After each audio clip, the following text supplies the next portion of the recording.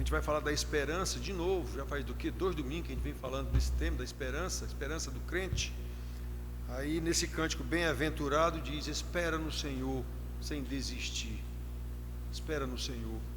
Então o outro que diz que quem nos separará, Paulo, Romanos 8, quem nos separará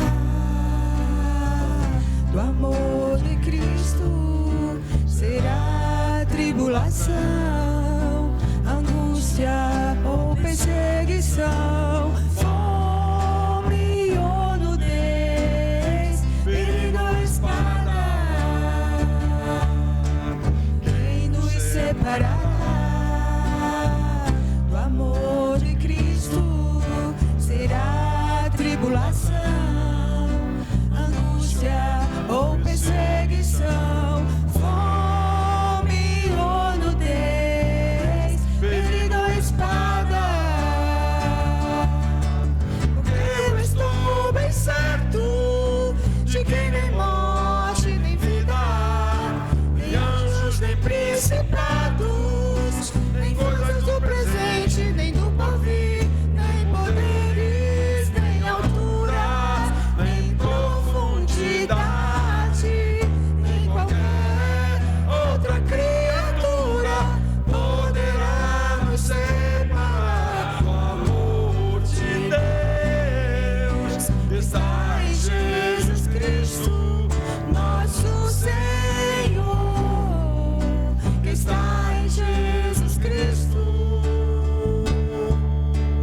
Nada, nada poderá nos separar.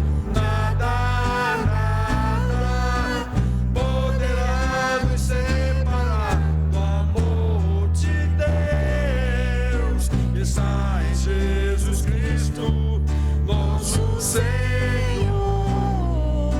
que está em Jesus Cristo, nosso Senhor.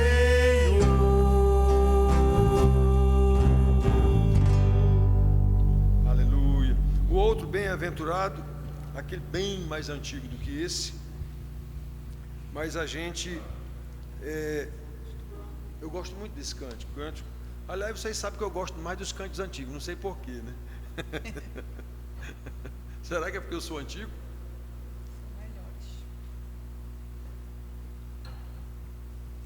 Não, irmão, eu tenho dito para vocês aqui, é porque os cânticos mais novos são autolouvação. É louvação a quem está cantando, não é louvação a Deus coisa nenhuma. Os antigos são louvores a Deus. Bem-aventurado aquele que teme ao Senhor, Que confia perpetuamente em seu poder, que medita de dia e de noite, noite e dia sem fim.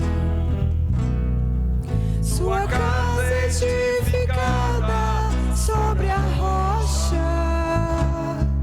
não existe vendaval pra destruir.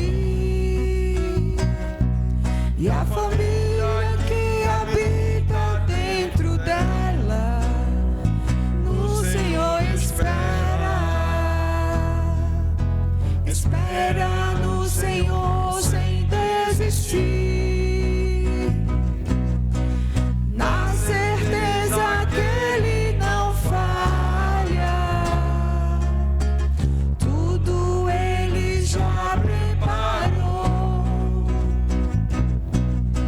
O seu amor nunca mudou. Espera no Senhor sem desistir. Seu amor nunca mudou. bem-aventurado aquele Que teme ao Senhor e confia perpetuamente em seu poder, que medita de dia e de noite, noite e dia sem fim. Sua casa no Senhor sem desistir, na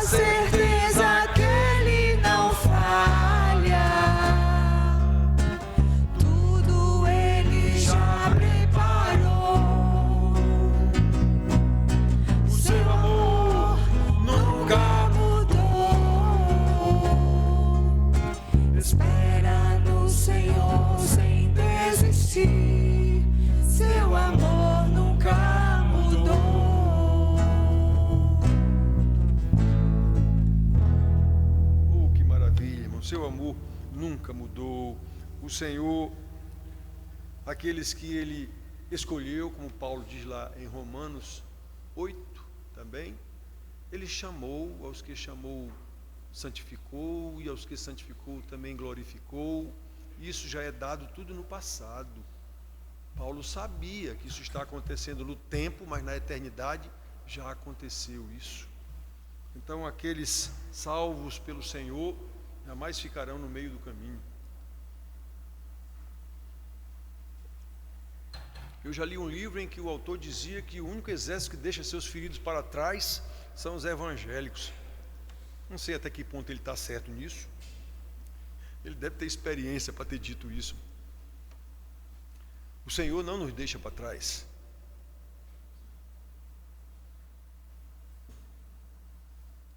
Então, meus filhos, como a gente tem falado já, eu acho que há 2 domingos, pelo menos 2 domingos, a gente tem falado sobre esperança, a esperança do crente, coisa desse tipo.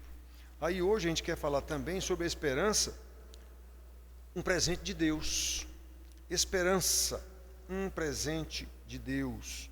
E a gente vai ler só um versículo, do meio de um bloco, mas só um versículo, porque a gente vai tratar 3 palavras desse versículo, Romanos 12, 12.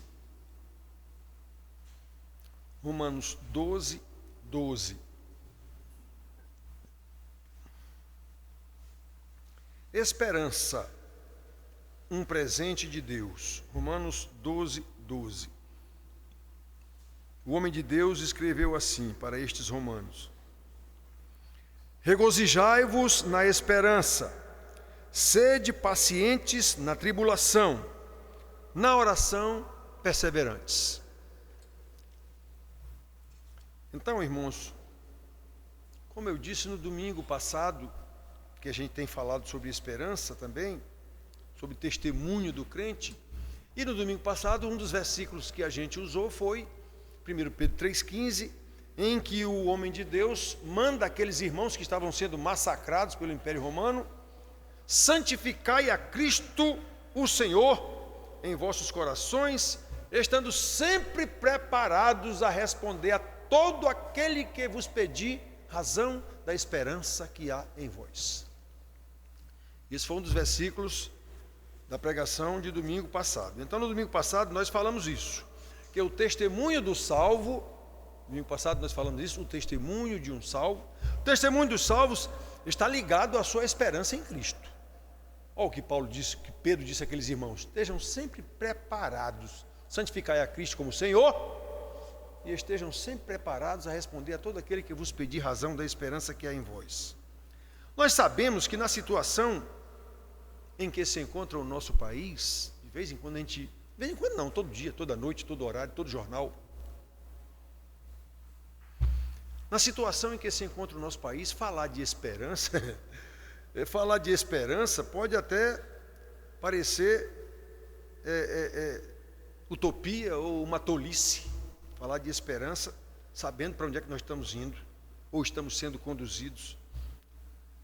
Empresários, a gente conversa com empresários, não veem muitas perspectivas para os seus negócios, porque eles mesmos sabem que estão sendo atrapalhados pelo governo, que é só atrapalhada, e sugados com os impostos escorchantes.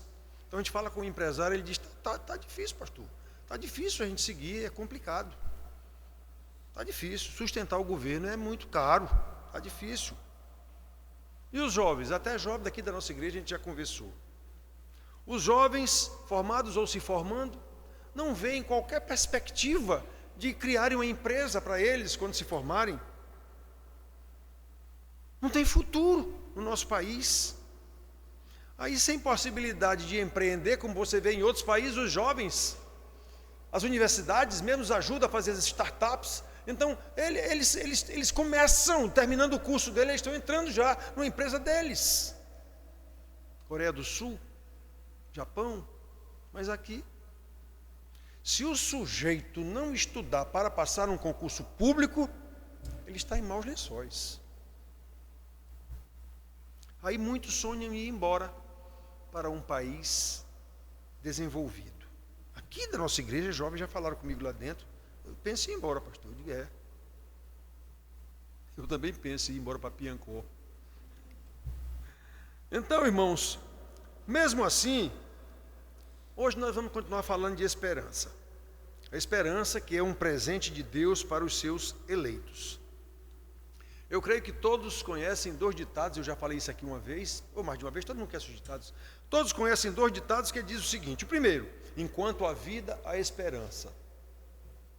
E o outro, o segundo, a esperança é a última que morre. Então a gente diz esses 2 ditados, que aparentemente estão certos e até são piedosos, não está de acordo com Deus. Está não. Não está não. Os 2 ditados não são verdadeiros como muitos imaginam. O primeiro, enquanto a vida há esperança, na verdade está invertido. O correto é enquanto há esperança, a vida. Por quê? Porque a nossa esperança é Cristo. A nossa esperança é Cristo, e Cristo ressuscitou e vive eternamente, e garante que está conosco todos os dias, até a consumação do século, lá no final de Mateus 28, 20. Portanto, quem tem Jesus tem vida, porque ele tem esperança, e vida em abundância, porque essa vida em abundância está tratando de vida eterna, não é vida boa aqui nesse mundo não. E o segundo, que diz que a esperança é a última que morre, também não pode ser verdade, porque a esperança é Cristo. A esperança nunca morre, porque como acabamos de falar, Cristo é a nossa esperança e Ele vive e reina para sempre, como Ele diz para João, lá em Apocalipse, João 1,18. Joãozinho, meu bichinho, estive morto e eis que vivo pelos séculos dos séculos.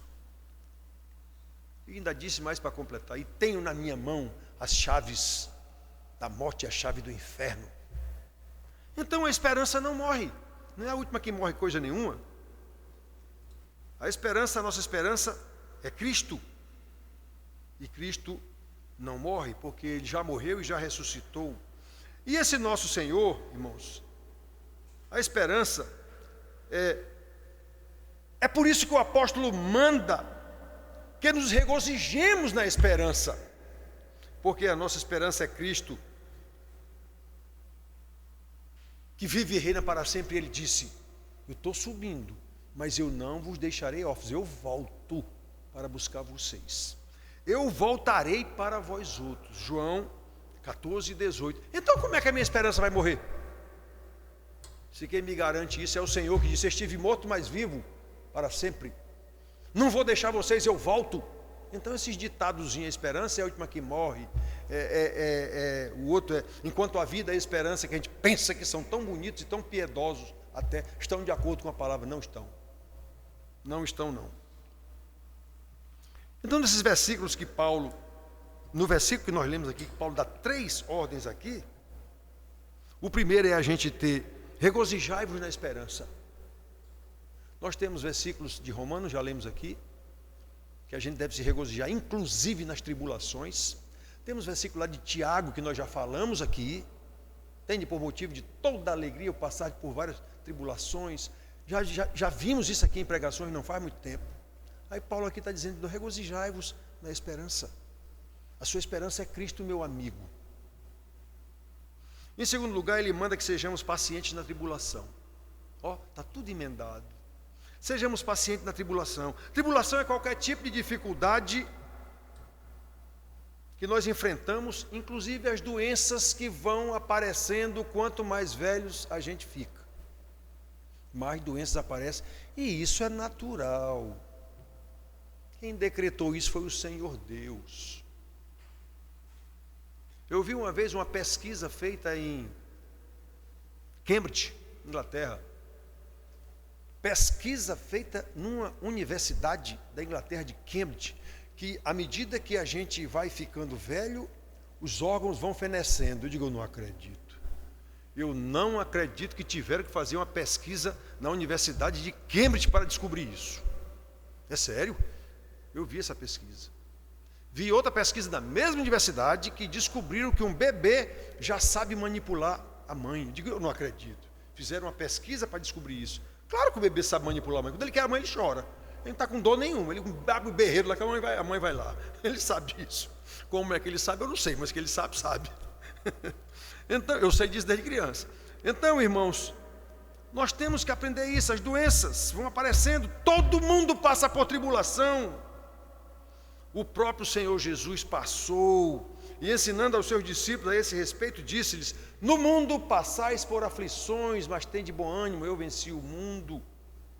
João 16:33.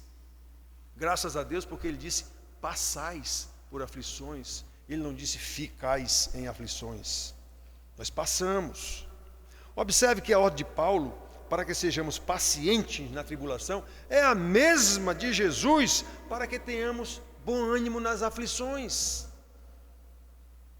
Eu tenho dito para os irmãos aqui, especialmente nos estudos, a Bíblia está escrita a mesma coisa em todo lugar. A gente só tem que saber identificar.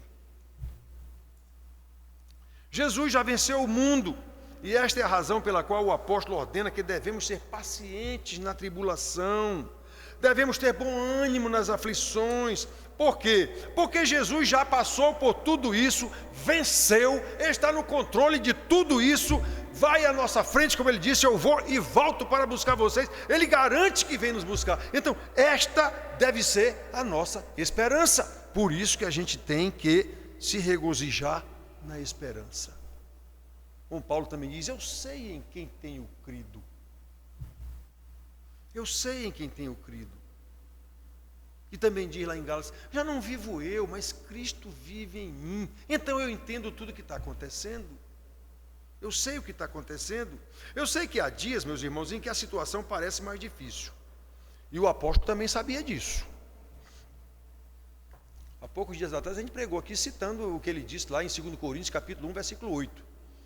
E eu quero que vocês saibam, eu não quero que vocês ignorem as dificuldades que eu passei na Ásia, chegando a desistir da própria vida, a desesperar da própria vida. Então ele sabe muito bem o que é passar por dificuldades, por tribulações, né?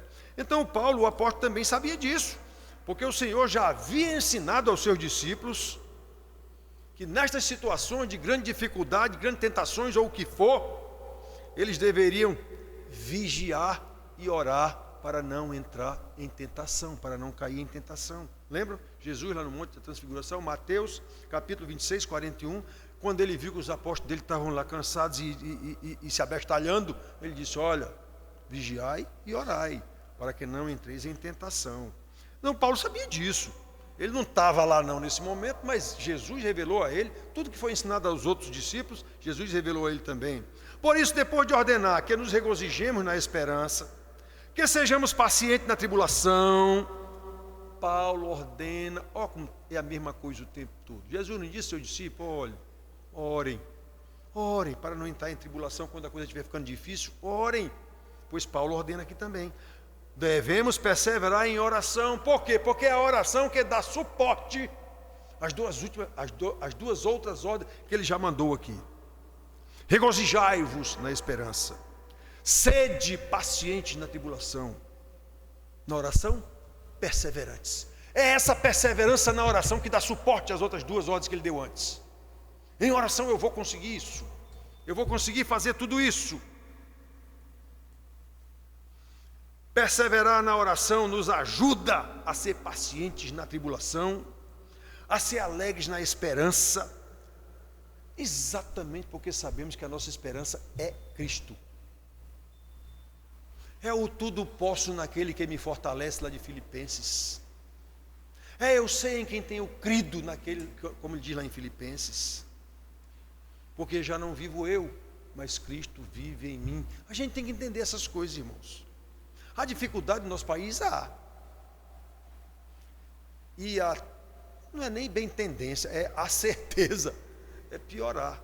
Então, a gente tem que orar. A gente tem que orar. Então, meus irmãos, nós sabemos que a esperança é Cristo, por isso que a gente tem que orar. Nós sabemos que o Senhor está no controle disso. Agora, sejamos sinceros. Os irmãos conhecem alguém que vive nessa esperança de Cristo vir nos buscar?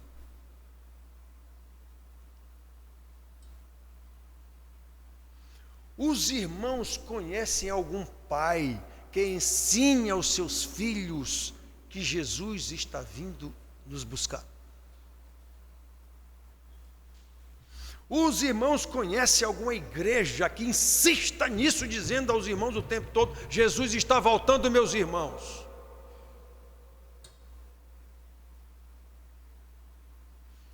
Irmãos, eu tenho dito para vocês isso aqui outras vezes. Quando meu pai morreu, eu tinha completado 14 anos. Eu fui pesquisar um dia desse.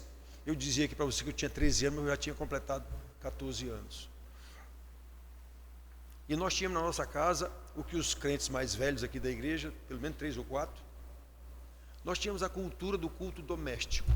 Todos os dias havia um culto de manhã em casa. O papai fazia esse culto conosco, com empregados, com todo mundo.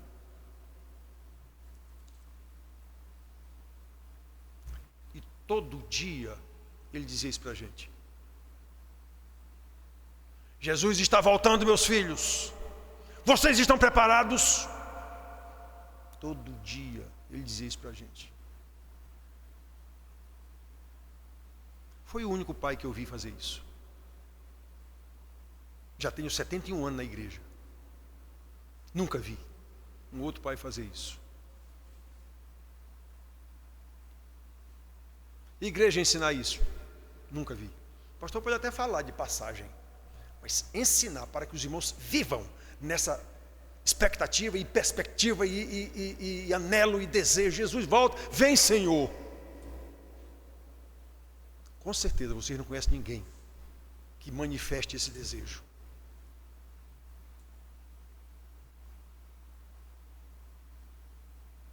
Pois é, meus irmãos, Jesus está voltando. Repetindo a pergunta: os irmãos conhecem alguém que realmente vive nessa esperança? Os irmãos conhecem algum pai que ensine aos filhos, ou alguma igreja que insista nesse ensino aos seus membros a viverem na esperança e desejando que Jesus venha? Ou todo mundo morre de medo de morrer? Eu tenho dito para vocês aqui: pessoas que têm medo, pânico, pavor de morrer, está com problema na sua salvação.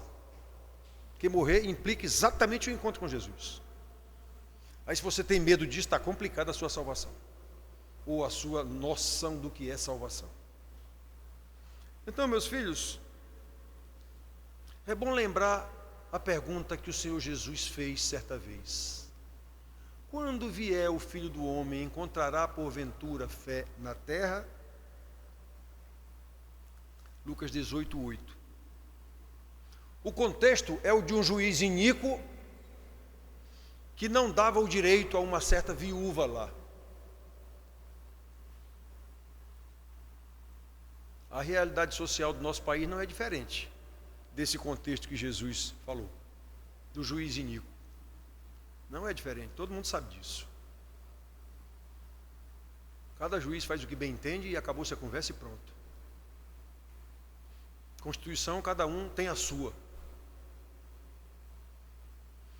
Então, irmãos, relembrando a mensagem do domingo passado, nós falamos sobre o testemunho dos salvos, com base em 1 Pedro 3,15, em que o apóstolo encoraja aqueles irmãos que estavam vivendo o cão, como a gente diz aqui, perseguidos pelos judaizantes, perseguidos pelo Império Romano, queimados em postes, amarrados em postes queimados. E Pedro diz que eles estejam sempre preparados, glorificai a Cristo, e estejam sempre preparados a responder a todo aquele que vos pedir razão da esperança que há em vós. De que esperança Pedro estava falando? Dessa mesma esperança que Paulo está falando aqui. Regozijai-vos na esperança.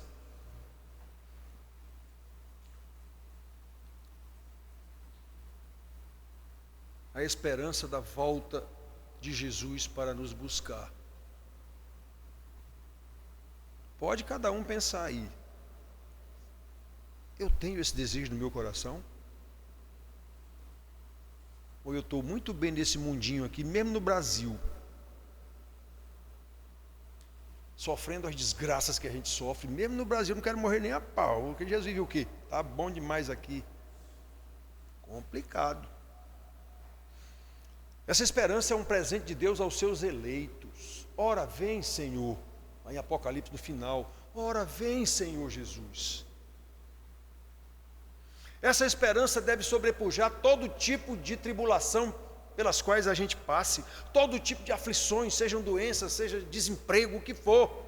Vamos lutar, vamos orar, esperando no Senhor. Aí a questão é: você tem essa esperança? O nome dessa esperança é Jesus. Você tem realmente Jesus no seu coração? Irmãos, essa resposta tem que ser sim. Porque somente quem tem Jesus no coração tem motivo real para regozijar-se na esperança. Somente quem tem Jesus no coração tem condições de enfrentar as tribulações com paciência. Somente quem tem Jesus no coração tem bom ânimo para perseverar na oração, na certeza de que Deus responde às orações no tempo certo da sua providência e não no tempo que eu quero, segundo a sua palavra, que eu preciso conhecer. E para conhecer eu tenho que estudar. Portanto, enquanto esperamos pelo Senhor, busquemos com diligência o crescimento no conhecimento de Deus, pelo estudo diligente da sua palavra, rogando que Ele nos infunda no coração, ou infunda em nosso coração, a sua vontade, para que em qualquer circunstância vivamos alegres na esperança, pacientes na tribulação, perseverantes na oração, como o apóstolo de Deus, do Senhor, diz aqui para nós, certos de que, como Jesus prometeu, não vos deixarei órfãos, eu venho para vocês novamente. Ele nos virá buscar para louvor da sua glória. E Deus nos abençoe. Amém.